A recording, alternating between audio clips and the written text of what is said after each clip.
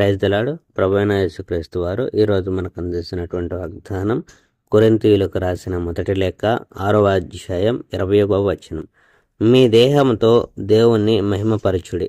మీలో కొందరు ఆ విధంగా జీవించారు, కానీ దేవుడు మీ పాపాలు కడిగివేశాడు కనుక మీరు పవిత్రంగా ఉన్నారు.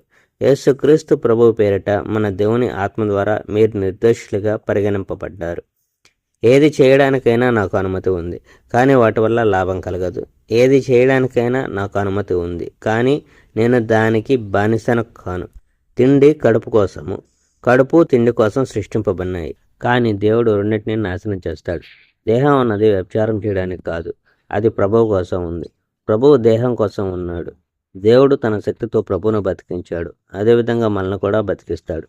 మీ దేహాలు క్రీస్తుకు అవయవాలని మీకు తెలియదా?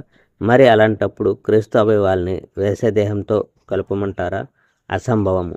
తన దేహాన్ని వేశ్య దేహంతో కలిపినవాడు ఆ దేహంతో ఒక్కటైపోతాడని మీకు తెలియదా? దీని గురించి 2 దేహాలు ఒక దేహంగా అవుతాయి అని లేఖనాల్లో రాయబడి ఉంది.